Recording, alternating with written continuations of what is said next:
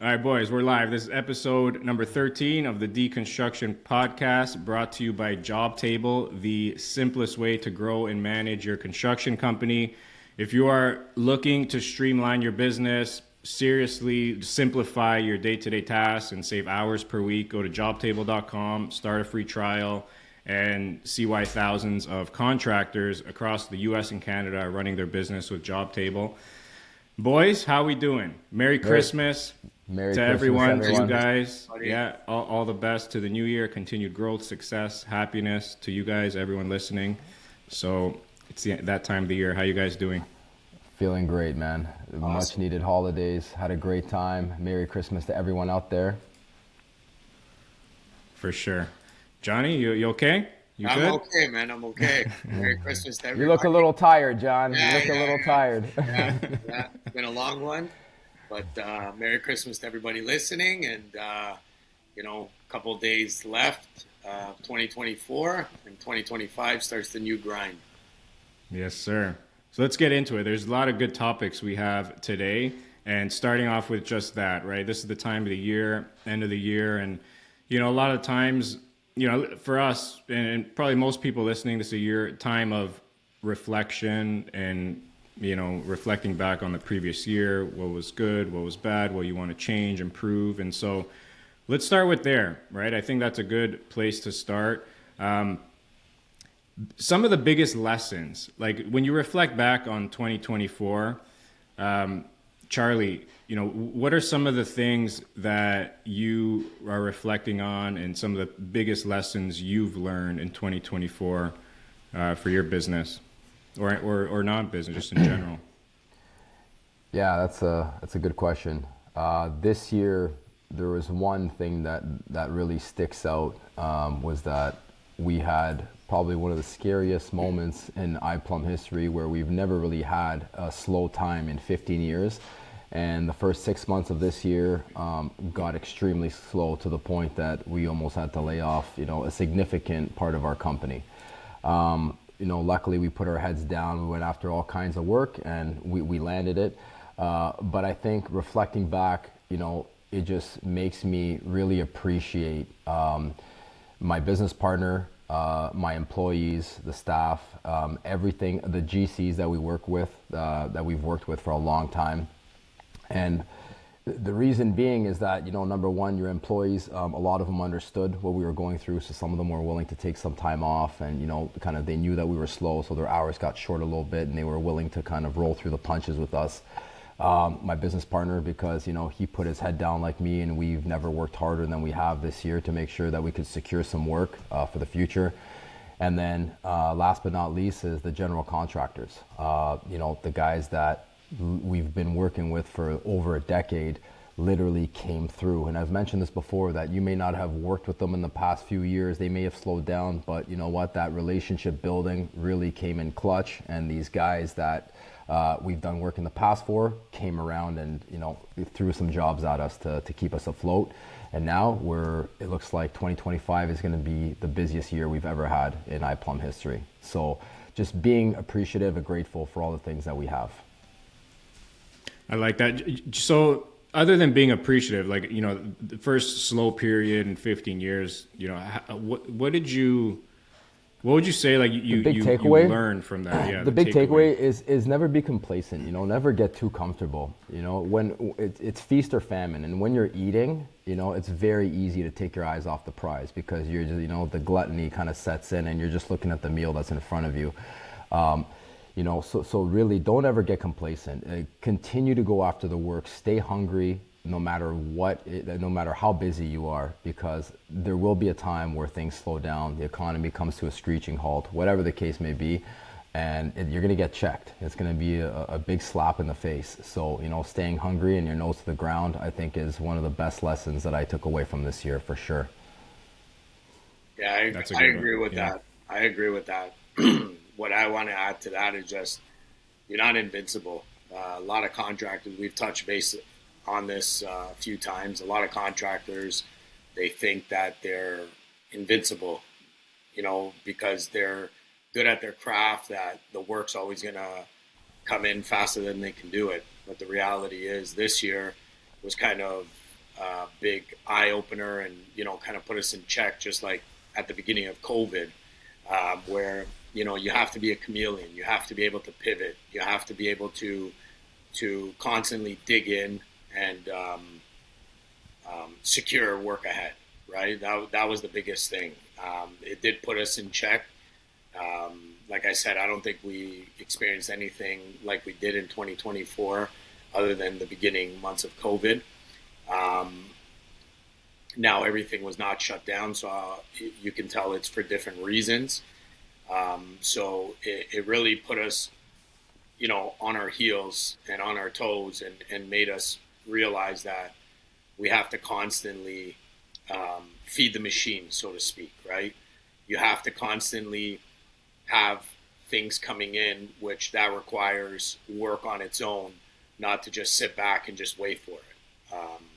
So yeah, it was a big eye opener, and I encourage everybody to stay on their toes and be hungry. Like Charlie said, you're eating, and you take your eye off the prize, right? So just always be ready, always be ready to pivot and change your colors and do whatever it takes to stay busy. That's true. We spoke about this several times on this pod, right? About not getting too comfortable and, being too comfortable and complacent. I think is one of the worst things you can feel. And it's one of these things that makes sense in theory, but sometimes you need to be hit in the face to understand what that means, as you guys are just describing. So, sometimes these reality checks and being put in these uncomfortable situations is really what you need to grow. Again, we spoke about this before, but I think that's just a good real life example. Well, a lot of times it'll take you on a different path too, right? It'll open new doors, right? Like Charlie said, you might have been working with somebody and you haven't worked with them for a couple of years because you've been so busy, and then something comes to a screeching halt, whether it's economy, whether, you guys weren't hungry enough and digging into the ground to find those new jobs because they kept coming to you. And all of a sudden you start working with somebody that you worked with in the past or somebody totally new, and it just opens up a whole other avenue. So sometimes this stuff is needed to put you in check, right? And you gotta, dig your heels in and just make sure that, you're in control, right? Don't go on autopilot. Be in control. Yeah, and I think also too is as people, you're always going to encounter these negative situations no matter what you do, right? It's important to remember that there is always a silver lining. There's always a positive that comes out of every negative situation. And if you're not looking at life that way, then you're probably going to be one of the companies that fail or people that struggle throughout their life. You have to take these as lessons and learn from them. If you don't, it's just a waste. It's a waste of a lesson and time. Yeah. So Johnny, what would you say, reflecting on 2024, what was your biggest lesson for you? My biggest lesson is that we're just not invincible. We're an established company, and I just thought, just like it was for the past, few years, where everything's coming to us. So it's more of a managing, right? Managing what you're pricing, when it's going out, who's looking at what, where, I had to dig in again, right? And start chasing these clients, right? It's back to basics. Clients. Yeah, back go to back basics. to basics. Yeah, yeah, exactly. When we were still in, I want to say we're still in a building period, right? We're always in a building period. I think any company is in a building period because you don't want to do what you do every day and that's it. You want to keep evolving. But yeah, I had to go, like Charlie said, I had to go back to the basics. I had to start hitting the phones. I had to start seeing these people in person, right? When they weren't picking up the phone for a few days, I'd have to just show up at their office. I'd have to set up lunches. I'd have to set up meetings, and with some of them that I have long relationships, I had to be honest and be like, look, we're scary slow. If there's anything, even if there's a job you don't want to take because it's too small or you guys are too busy and you just feel like you don't have the time, if it has plumbing in it, please take it. Right, because we desperately need it. So again, it taught me a lot of things, and just like we've talked on this podcast before, it really taught me that in a time like that, making money is not my main priority. Keeping everything paid is my main priority. So what ended up happening was pricing changed, right? A lot of people, we talked about this before, right, Costa? A lot of people, they want to keep to their pricing because this is the going rate per square foot. This is the going rate per linear foot. This is the going rate per, per fixture. And we had to throw all that aside and just say, what are our costs, our direct costs? What's our overhead? If we were to do this job, and that's what we got to go in, right? We can't stem to be greedy at a point when we're, really in need, right? So, that was my biggest takeaway. My biggest takeaway is that we're all human, So, question for both of you then, because you guys are kind of saying the same thing based on your experience in the last year. So, how do you? I guess Charlie, you started off, but how do you make sure you don't feel that feeling of like I'm invincible? How do you make sure that doesn't happen again? Part of me, I think, is actually grateful that this is happening, that this happened. Because like I said, it's like it was really going back to basics, putting your salesman cap back on, and just really like remembering how things were in the first few years. And why I'm grateful for it is because it's actually really humbling. You can never forget where you came from, and I think that a lot of us do that in the process, especially with success. You kind of forget how it was at the beginning. You'll remember, but you don't feel the pain that you felt back then. And sorry, remind me of your question again. I kind of went off track there. How do you make sure that feeling of invincibility like just doesn't feel that again? Yeah, so after being humbled by that experience, I think that it's really fresh in our mind now, the pain that we felt and how close we came to shutting our doors or laying off the majority of the company. So I think moving into 2025, it's going to be, all hands on deck, never letting your foot off of the gas, essentially, so to speak, right? So, the pricing it's actually like the pricing is going to continue. The pricing is going to be good, but also maintaining these relationships as well, nurturing all of the relationships, right? Staying in front of all of these guys that you may have, that may have slipped through your fingers, slipped through the cracks over the last like 5-6 years. Like Johnny said, you may have been so busy that you kind of overlook these guys, or they're doing smaller projects. And again, it's not an easy thing to do, right? Because when we're busy, it's very hard to maintain all of these relationships. But the flip side of the coin is even more dangerous and scary than being overly busy. And I think with that too comes growth, right? Like I think the more people you're working with, the more GCs you're in contact with, the more work that's going to come in, the more relationships you have, the more you can hire. And then again, it'll be a lot easier to avoid these situations where you become slow. Also, another thing is the type of work that we're going after. And I think you have to be mindful. It changes from city to city, but in the city that we're in, there's specific things and type of jobs that we can go after that will ensure that we stay busy for the foreseeable future. And I think that rings true for most companies, even if you're in a different city. It just depends on the job. What is your government really focused on? What are the what kind of infrastructure is being built? So you have to be mindful of that, right? Because if there's no high-rise condos going into the city, right, you're not going to hire a crew of high-rise guys and essentially bid after the one building that's going up and be competitively bidding against 20 other guys, right? So I think those are the main takeaways to make sure that we stay afloat and continue to prosper. Yeah. Right. John, what about you? What are some ways you can practical things to make sure you don't feel complacent? Well, look, I think the construction industry is it's its own animal, right? Regardless of what you do, things like this are going to happen, right? Obviously, the longer your company has been around, the more times you're going to experience this, right? Unfortunately, construction is the heartbeat of Canada, and if there is, high inflation, high interest rates, it's going to affect construction, right? So I think my main takeaway, if I can pivot on that question a little bit, I think my main takeaway is you just always got to remember to run as lean as possible, because when hard times come, every company has a decision to make, right? How do we get rid of overhead? How do we get rid of fluff? The one thing I have to say in our company that I'm very grateful for is, like Charlie alluded to, a lot of guys were open to riding the wave with us, where they weren't getting full 40 or 44-hour weeks, whatever the case may be, just because we were very slow. Charlie and I, we made a decision to not lay anybody off because it's taken us a long time to build a crew that we have. And like we always allude to as well, it's a family unit. So we wanted to stick together. So the one thing that we had to do is just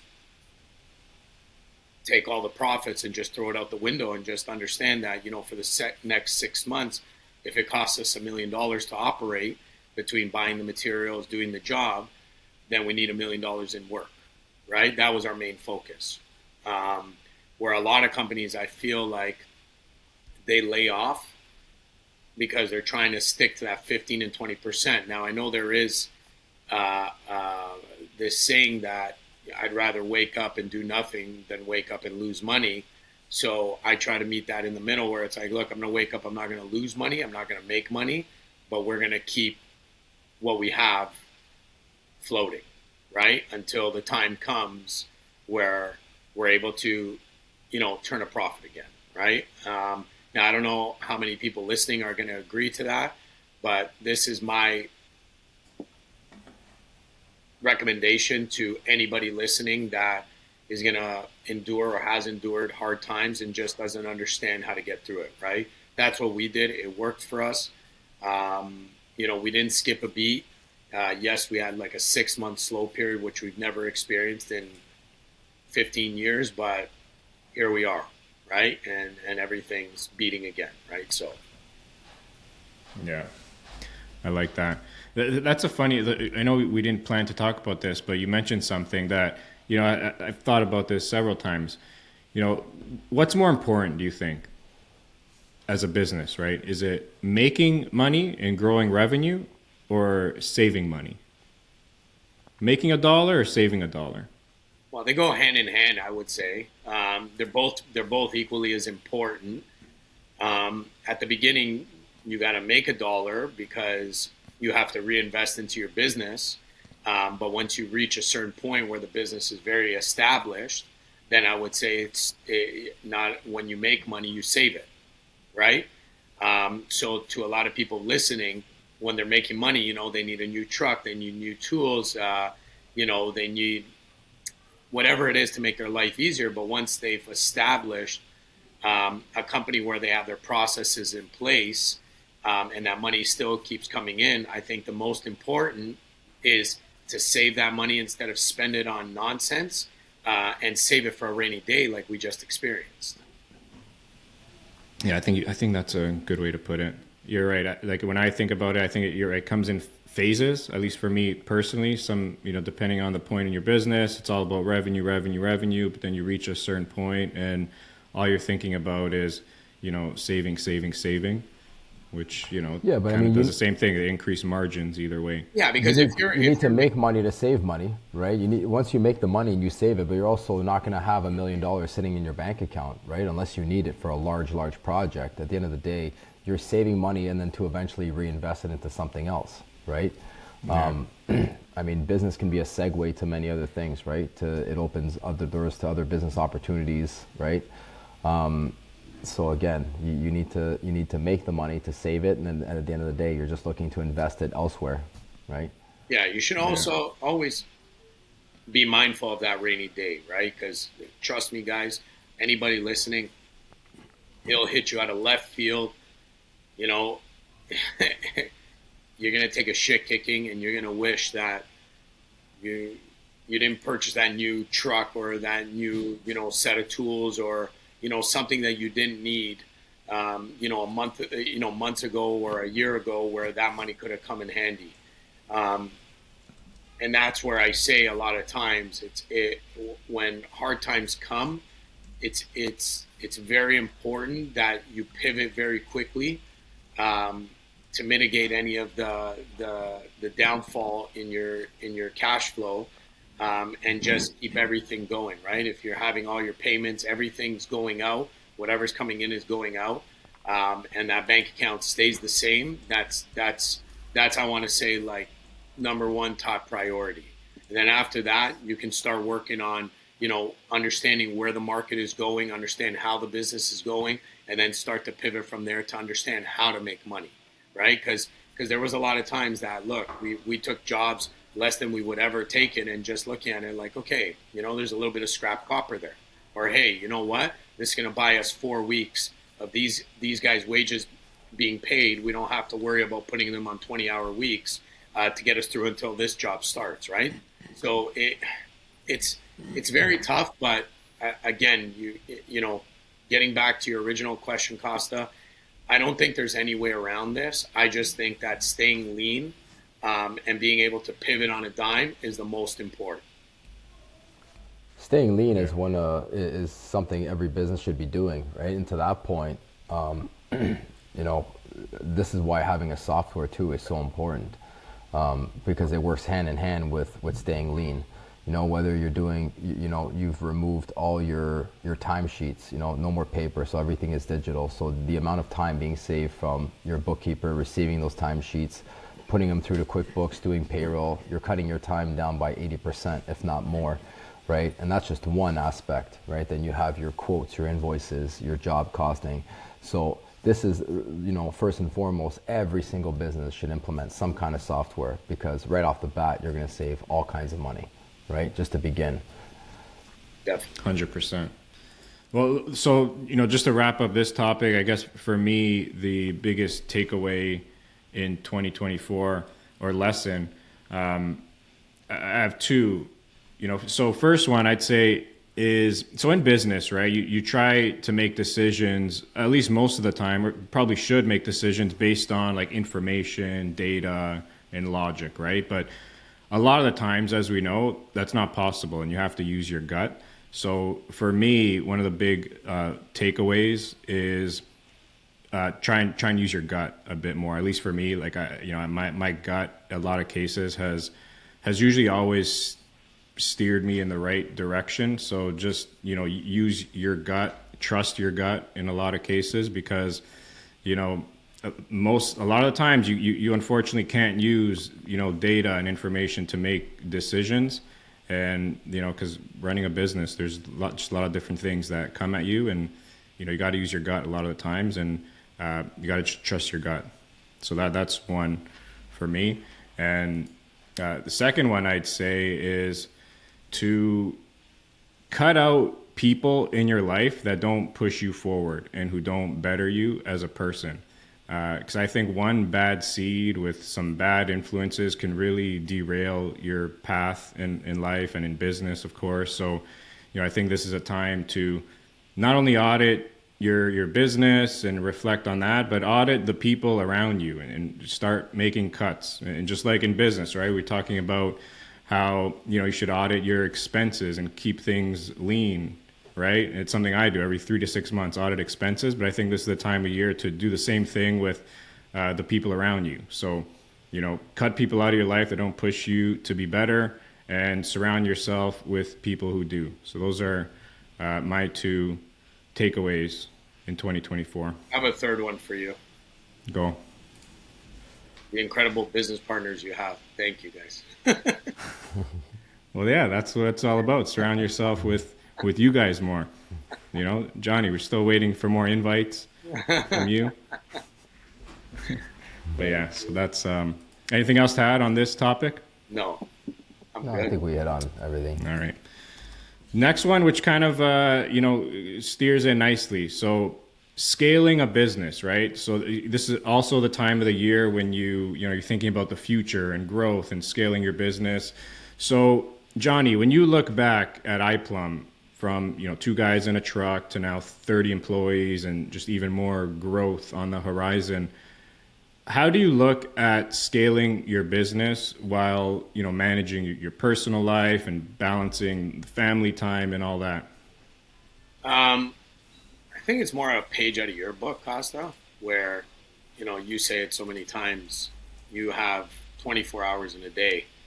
And, having 3 young kids, a family, 2 businesses, it's tough, right? It's very tough. So I think it's just about allocating time, right? Putting that time aside. And you know, there's one thing with working in the business, and then there's another one with working on the business. So I would say splitting up your time and understanding that, okay, these are the times I'm going to work in the business, right? Because it requires obviously attention, but then I have to carve out some time to work on the business. How am I bettering the product? How am I bettering, you know, the way we respond to things, right? How am I bettering the way we close out projects? How am I bettering the way we start out a project? How are we bettering the way we handle issues on a job, right? And that's the way you scale a business. So I find it's just allocating time and having to carve out some time to work on the business. Very important. And again, it's implementing, you know, if we're talking construction, it's implementing software, right? Software has, I can't tell you how much time it saved us. I remember, you know, the old invoicing days. You know, it'd be me, Charlie, you know, a girl in the office, and we'd be sitting there for hours just going through one by one, you know, going through this email and that email and, you know, looking at this sheet and that sheet. What have we invoiced? What do we have left to invoice? What got approved? What didn't get approved? And then since, you know, we've implemented Jobtable, just the invoicing alone, right, saves us. What would you say, Charlie? Saves us at least like a day, a full day for 3 people. Yeah, it does. Right? So now you've gained a whole day in a month to start working on a business, to scale it forward, right? To look at data, to see what's working, what's not working. Again, I think we touched base on this a couple episodes ago, you know, talking to another plumbing company, this gentleman, he was always into new construction.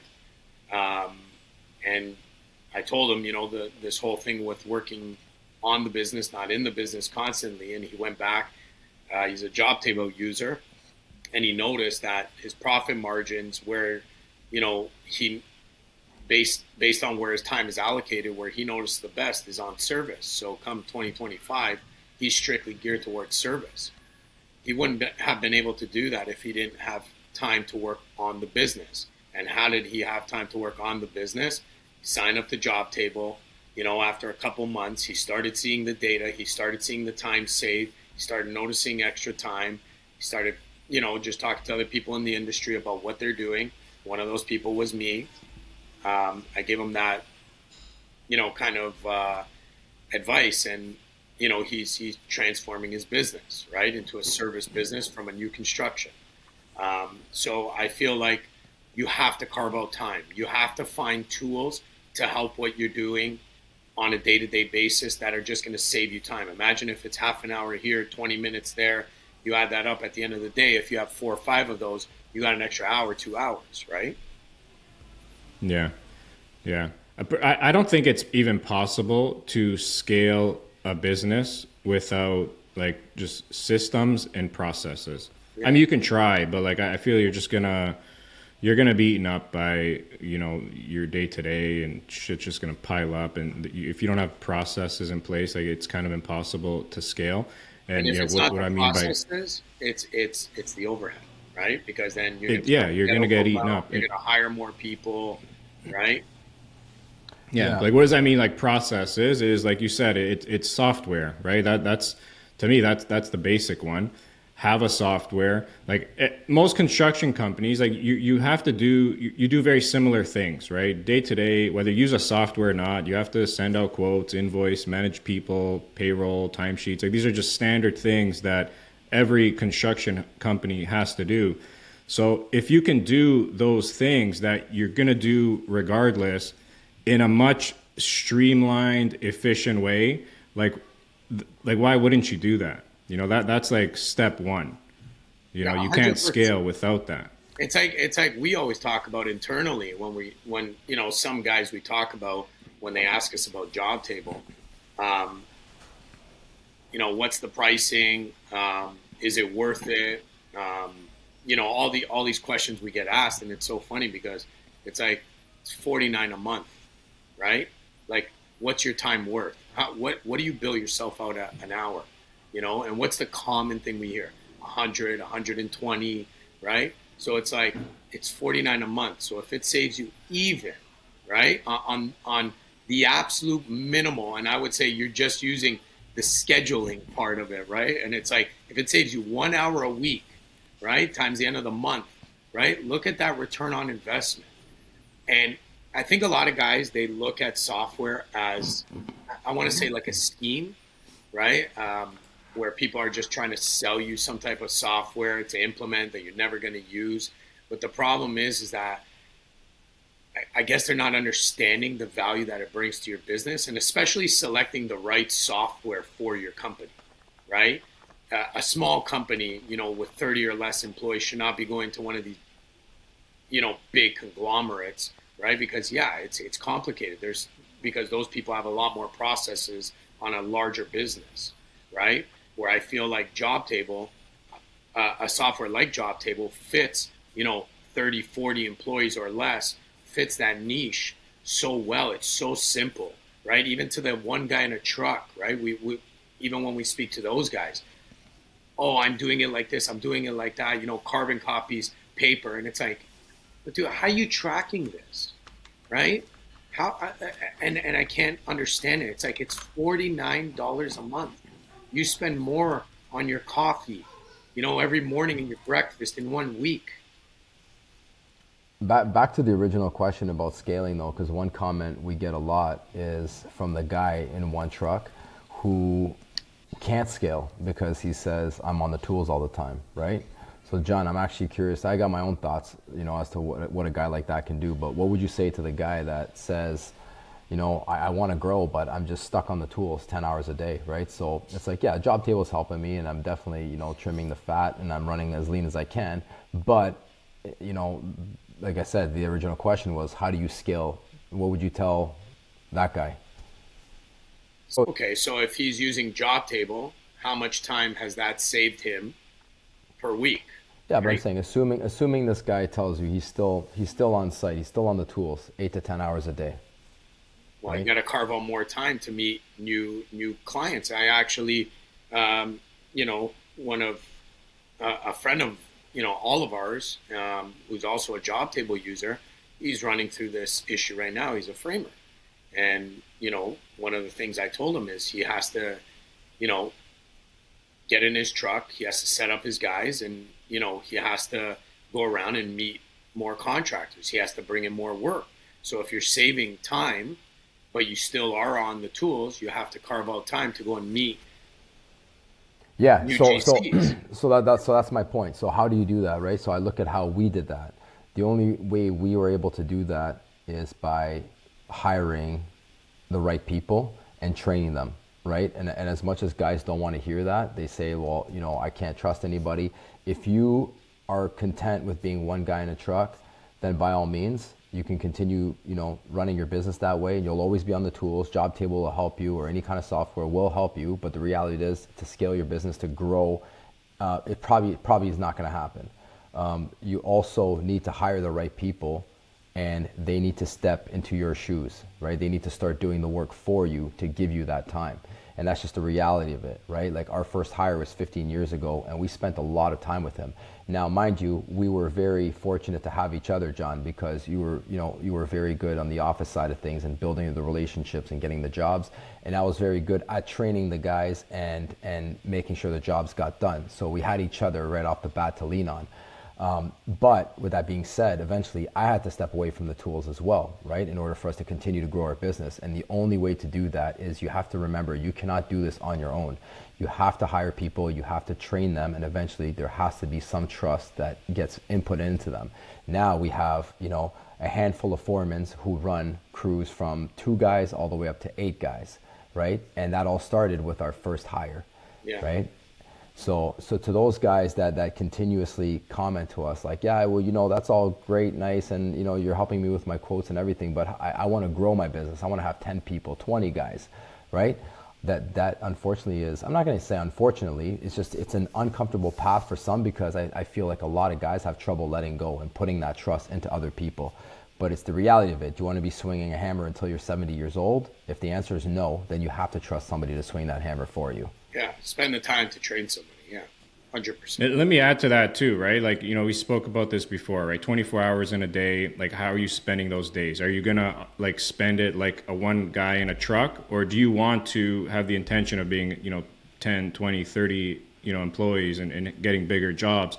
If it's that second scenario, then I feel like there comes a point where you have to like take a step back to take two steps forward, right? If that means like getting off the tools and allocating more of that time into like hiring and onboarding new people to be able to take a leap forward, like you have to make some maybe some drastic changes in your business to move it forward. Like you can't just keep doing what you're doing.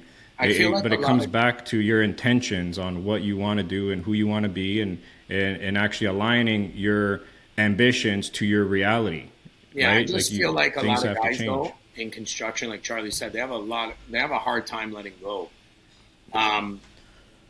So what I would say to that is just like any big company, I would say nobody hires people that are as smart as them or not as smart as them. There's always like a trait in somebody that you notice that it's a really good trait. Sometimes a trait you wish you had personally. So you got to look for somebody to hire that you can mold, that is going to be better than you, right? Like it's that common saying, you hire people that are smarter than you, right?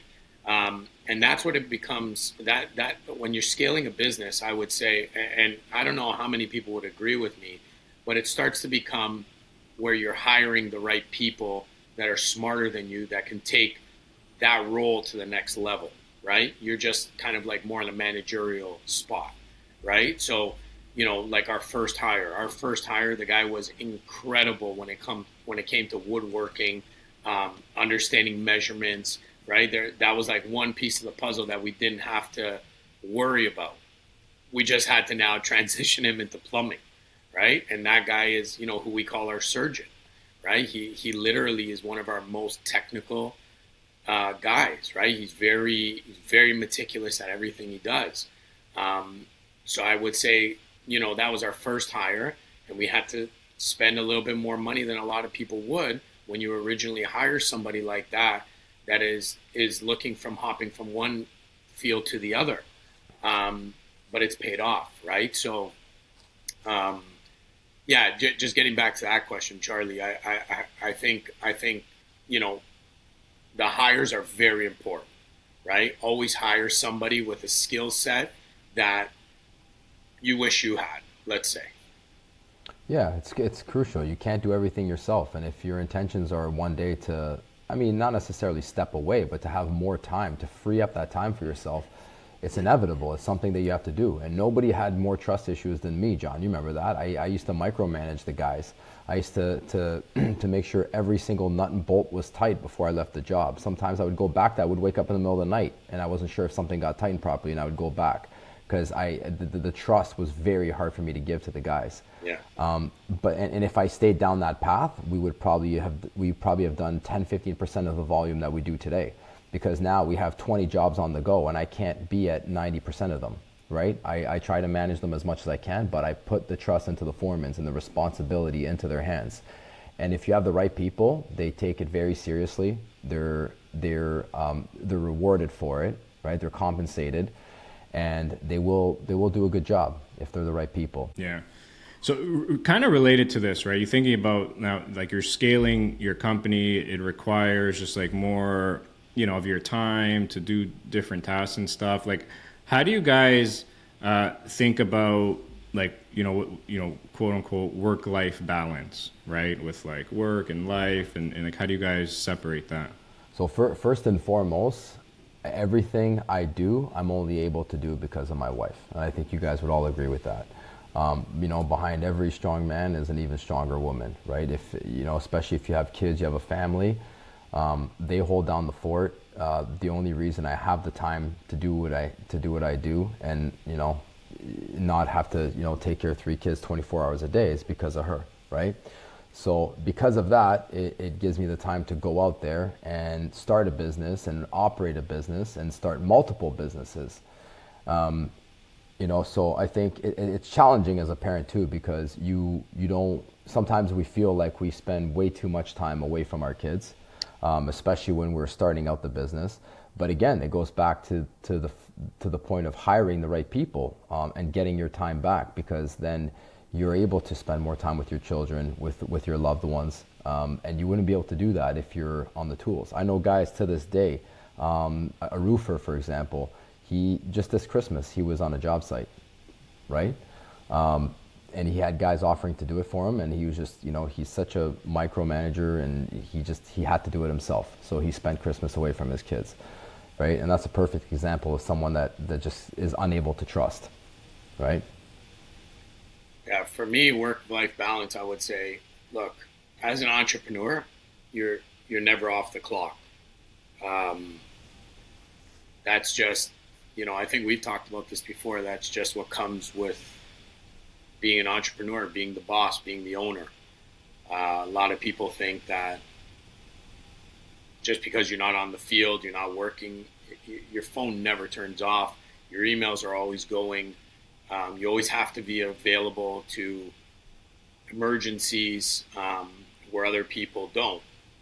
So I would say the way I manage it is, look, obviously I have a set time to actually be in an office or be on the tools, so to speak. And then when I come home, I'm with my family. There's obviously a certain time that the phone goes away, which is kind of like that dinner time, bath time, bedtime.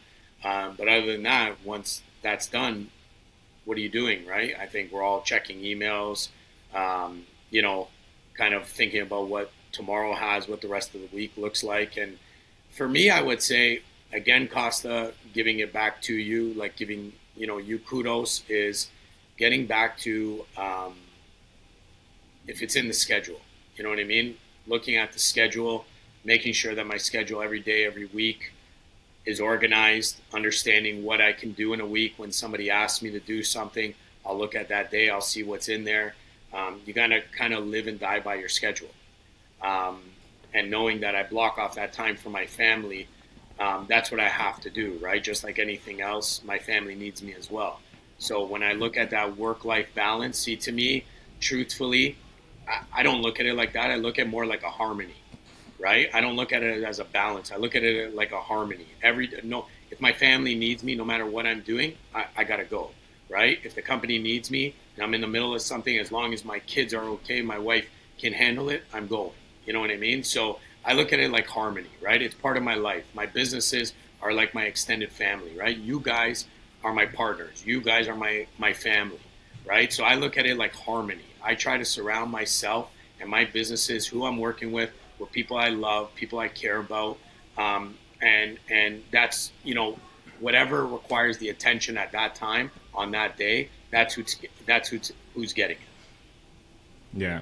I'm like nodding my head, because that's kind of what I was going to say as well. Like for me, it's like, I think if you're a real, like true entrepreneur, like this, so to me, first of all, work-life balance, that's why I asked it in quotes, because to me, it's not even like a real thing, because, as a real, like true bred entrepreneur, work and like entrepreneurship is your life, along with your family. So it's like you said, it's a harmony, like it's all together. It's not like, one and the other. It's like all encompassing, right? So, yeah, I think the whole idea of like work-life balance, it's kind of difficult for me, because again, like entrepreneurship and like business is just like embedded into my life, like who I am, right? And it's just a matter of, prioritizing and doing, like building your life like through literally a schedule. Like you have to be very like diligent and organized, and by the hour. That's the only way you can kind of go through your day-to-day, like being organized and making sure every side of your life, whether it be family, business, is fulfilled and all good. So, I'm kind of with you, John. Like it's a harmony. I think you said it nicely. It's very easy to lose track and not value your own time. And we're so consumed by getting the job done and pleasing other people and making sure your business is a standout, that ourselves get lost in this mix, in the hustle, right? And you have to remember why you're even doing this in the first place. It's essentially for that financial freedom and to have that time. So you need to remember the scheduling and to value your own time. Yeah, again, 100%. it does have to be earned, though. Yeah. Yeah. All right. Scaling a business. Not easy, but it's fun. Surround yourself. Look, if I can give one last kind of, piece of my mind to this subject is just make it fun. Like, enjoy the process, enjoy the ride, right? Surround yourself with people you love to work with. I know construction, I always say it. I say it to my own guys. I say it to new hires. Construction is a bitch of an environment. The more fun, the more people you surround yourself with, the more people you get along with. The day goes by smoothly. It doesn't seem so much like work, right? It just seems like part of your life, right? Just like, raising kids, very tough, right? It's hard, but it's such a blessing. It's a beautiful thing. And building, scaling, growing a business can be, just as fun, just as beautiful, right? Enjoy the ride. Always look at what you're doing right, what you're not doing wrong. Always assess yourself, and find ways to buy yourself more time, to give yourself more time to work on the business, right? And again, implementing a software is a huge thing for anybody in construction, because I'm telling you guys, we're going into 2025. For those guys that are listening, that are still doing carbon copies, paper, guys, look, man, this is not a sell. This is just, tradesman to tradesman saying, like, you got to get with the times, man.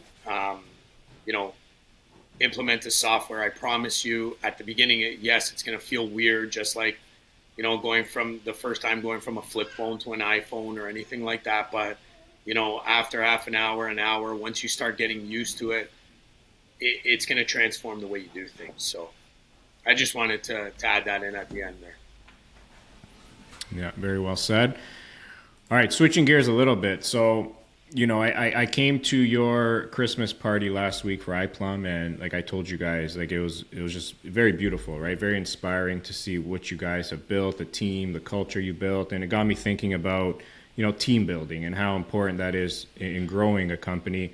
So, Charlie, how do you think about team building, and just how do you continue to keep your employees motivated on a day-to-day? Yeah. I think, throughout the year, your employees get very used to seeing you in, not I'm not going to say a negative light, but essentially you're in a position of power. You're dictating what they can and can't do. You're telling where to go. You're telling them how to do things. Not all the time, but that's how kind of the relationship that you have with them, right? Like, you're trying to get a job done. So I think at the end of the year, it's very important to show that appreciation and the gratitude for all the hard work that they've done throughout the year. So this year at the Christmas party, I wasn't really expecting to do this. I always kind of do a speech, but I wanted to shout out our oldest employee, who's 65 years old, and he's still at it, refusing to retire, and kudos to him. So I kind of started my speech with him, and just to acknowledge his hard work. And the reaction that I got from everybody was such a positive one. And Costa, you were there, you saw it, everybody started cheering and cheering him on and happy for him. So then I kind of started going down the line, and I really wasn't planning on doing this, but I started kind of shouting out every single individual guy in the company, and kind of giving a little speech about each individual and what, some positives that I see from them, some growth. And the reason I ended up doing that is because I just saw kind of how happy it made the older gentleman that we hired. I think he felt really special in the moment. And just right then and there, I thought, what a great way to kind of shine a light on each individual and to show your appreciation, and also to kind of introduce them to other people, right? Because we're a fairly big company, so not everybody, they may not have worked with each other, they may not know each other that well. So just to kind of break the ice and kind of everybody get everybody talking and cheering. So that was one thing that I that I thought was pretty cool this year. And every year, me and Johnny always have a Christmas party, and Johnny, the way we've always viewed this company is as a family unit. We treat everyone like we're a family. We'd give you the shirt off our back if you asked us, right? And we really want to show them that, prove it to them when they come to that Christmas party, to show them that it's not all talk, right? That we really mean it. What about like more on a day to day, right? Like, Christmas party, the shout outs, beautiful, like got everyone like hyped up and motivated. But now, come February, March, April, like during the year, like, is there anything else you do to kind of keep that going? Absolutely. For me, I pride myself on knowing the guys, each individual, knowing who they are, what their strengths are, weaknesses, and then beyond that is just constant respect. I never put myself above any of the guys, neither does Johnny, and I don't expect them to treat anybody on the job site poorly, as if they're better than them. We're all in this together. I always say it, I can't run the business without them, and they don't have a job without me. So I think one of the most important things, though, that I mentioned is knowing the individual. Everybody's different. One guy might have, a problem with alcohol. One guy might be fighting with his wife, and you'll hear these things. So obviously, if a guy's fighting with his wife or he's going through something, and I have to have a tough conversation with him, I'm not going to approach it in an aggressive manner. I'm gonna kind of tiptoe around it just to kind of get a feel for him. And that's very important, right? Some guys take bad news better than others. Some guys take criticism better than others. So it's knowing that individual and knowing how you're going to approach each situation with that person. Also knowing where to put them, right? Some guys thrive in certain environments and some guys really crumble. So it doesn't necessarily mean that the guy that crumbles is a bad plumber, is a bad tradesman.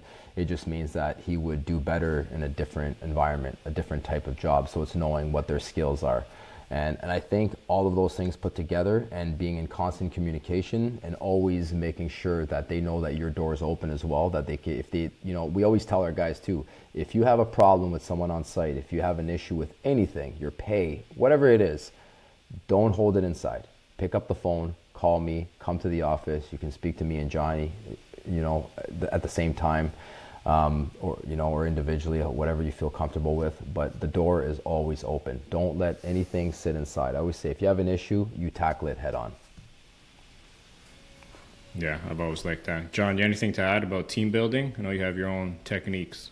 Yeah, my technique is just, it's very similar to Charlie, just knowing who the individual is. But the one thing I would say is, a lot of people are going to say, okay, yeah, that's fine, but how do you do that?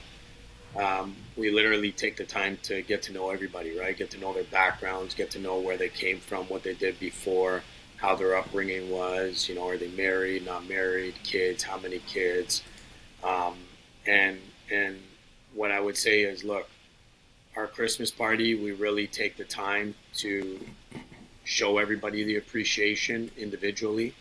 And throughout the year, we try to put what we say into action. Right. So if somebody does a good job, we let them know that they've done a good job.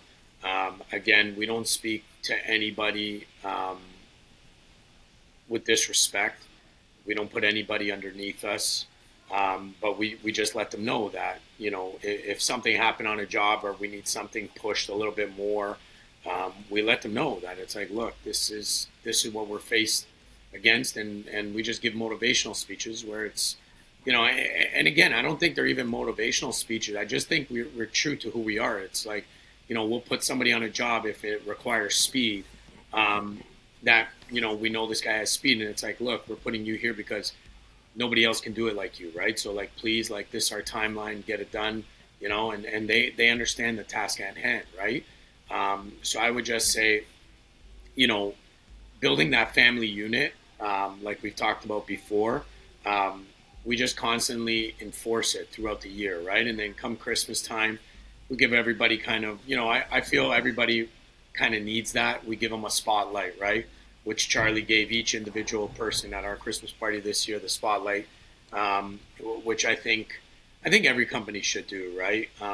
I truly don't think, like, especially these larger companies with 200-300 employees, I don't think they really understand what every single person is doing, right? So just to give everybody a shout out, just to give everybody that kind of generous nod of respect for what they do for the company, I think it goes a long way, right? I think everybody likes to feel valued, and even guys who have been with us for 6 months, they even got a shutout, right? They got they got a standing ovation and a clap, right? Like that's a boost of morale, right? So now throughout the year, as we're enforcing this with the guy, come on, you're doing a good job, you're learning really well. You're a little bit slow in this area, but I have no doubt that you're going to pick it up. It's it's motivational, right? They want to do it instead of us trying to push them to do it. So, like, listening to this, right? It seems like this is so basic, I feel, but I think a lot of companies,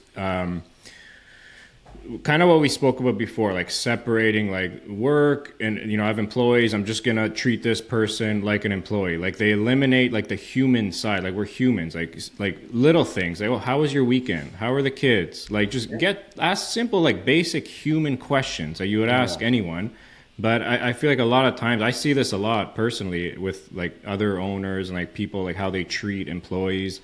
Not necessarily bad, but just not like on a true, like genuine, like human level, like kind of dismiss their personal side, keep it strictly business, which, teach their own, like maybe that works for some. But I think when you don't have that, like just genuine, like human element, right. And care, I think you can lose a lot of like the loyalty and, little things that really help like an employee like be loyal, stick with you a long time, because it just builds that connection further and that trust. So I think you guys, I think we all do that like kind of very naturally, but it's kind of still a little surprising to me how often I see people do the opposite. Yeah. Me too.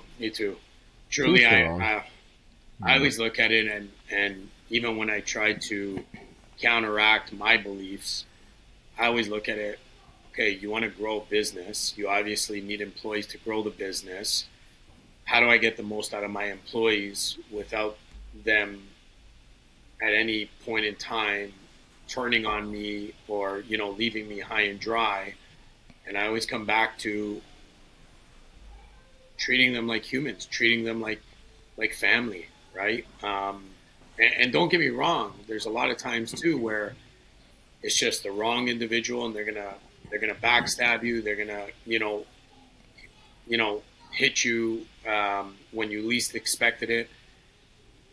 But then I come back to who am I, right? And the only thing I can say is I can put my head on my pillow knowing I did nothing wrong to that individual, right? I'm not even gonna say employee, individual, right? So it kind of reinforces that it's not us, right? It's them, because no matter where they go, they're going to be doing the same thing over and over, right? And all I can say is, stay true to who you are, treat everybody with respect, understand that you're not going to get to the next level without a crew around you, right? Especially in construction, you're going to need good workers. How do you take a mediocre worker to an incredible worker, right? The only way to do that is to motivate him and to point out his good traits that he is doing before you start, bitching at him about his flaws, right? Motivate these people, right? And motivate them in a good way where they feel like this is home. That's what I wonder if you guys feel the same. For me personally, I've always had a problem. Like I never like using the word employee to like describe someone. Because I feel like just that the word employee kind of has like this like negative, like not negative, but like, you know, it's like a hierarchy. It's like this person's below me, which like technically on the organizational chart, that's what it is. But I always say team member instead of employee. Kind of random, but I'm curious if you guys have this same train of thought, or is this just me overthinking? I just say my guys. They're my boys, you know, like honestly, just like friends. They're my boys, man. You know, you guys are my boys. They're my boys. I think we use the word employee a lot when we do this podcast. I think just for the sake of explaining a situation. Yeah. But yeah, I think team boys is how we always, me and Johnny, refer to our crew. It's just not me. Yeah, I use team member. Yeah. No. Interesting. Okay, cool. Team member is a good one. Team members. I don't know if you'd use that much in construction.